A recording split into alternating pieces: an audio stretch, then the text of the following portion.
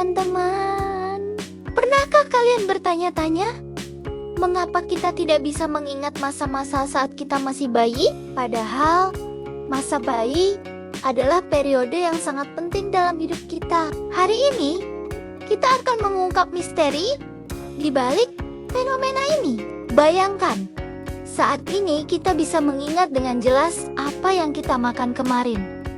Atau bahkan, kejadian lucu saat kita SD. Tapi kenapa memori kita seolah kosong saat mengingat masa bayi? Fenomena ini sebenarnya memiliki nama ilmiah, amnesia masa kanak-kanak. Mari kita mulai dengan fakta menarik. Otak bayi sebenarnya sangat aktif dan terus berkembang. Setiap detik, ribuan koneksi saraf baru terbentuk. Bayi menyerap segala informasi di sekitarnya seperti spons. Tapi, ada beberapa alasan mengapa kita tidak bisa mengingat periode ini. Pertama, hipocampus kita, bagian otak yang bertanggung jawab untuk membentuk dan menyimpan memori, belum sepenuhnya berkembang saat kita bayi. Bayangkan, seperti kamera yang belum memiliki kartu memori. Meskipun bisa menangkap gambar, tidak ada tempat untuk menyimpannya secara permanen. Kedua, bahasa memainkan peran penting dalam pembentukan memori. Saat bayi, kita belum memiliki kemampuan bahasa untuk melabeli pengalaman kita. Ini seperti mencoba mengingat sebuah film tanpa dialog atau narasi.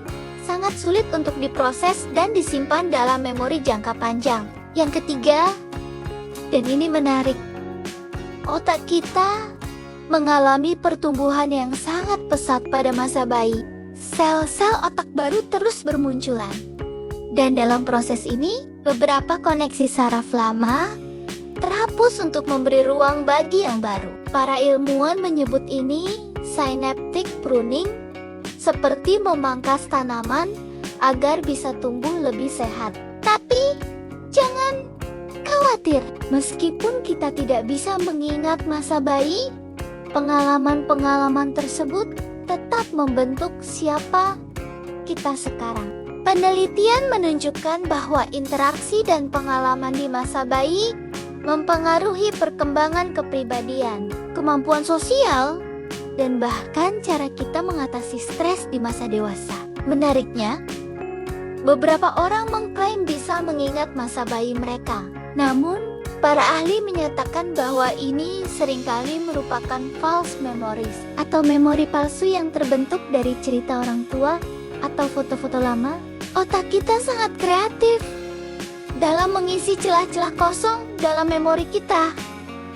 Ada juga faktor neurologis lain yang berperan. Neurotransmitter yang penting untuk pembentukan memori, seperti norepinefrin, belum berfungsi optimal pada otak bayi. Ini seperti mencoba merekam video dengan baterai yang hampir habis, hasilnya tidak akan maksimal. Selain itu, perkembangan myelin lapisan pelindung sekaligus penghantar sinyal saraf juga masih berlangsung. Tanpa myelin yang cukup, transmisi informasi di otak tidak berjalan efisien. Bayangkan, seperti mencoba mengirim email dengan koneksi internet yang sangat lambat. Yang lebih mengagumkan lagi, ketidakmampuan mengingat masa bayi ini ternyata memiliki fungsi adaptif.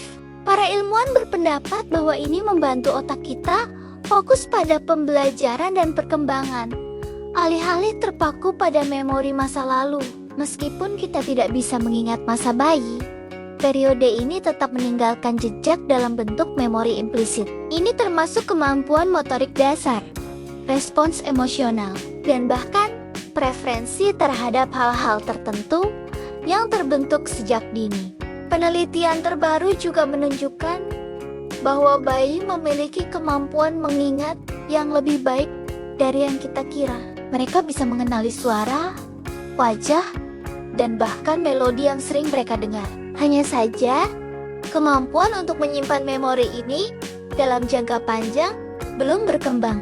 Jadi, meskipun kita tidak bisa mengingat masa bayi, periode ini tetap menjadi fondasi penting dalam pembentukan diri kita.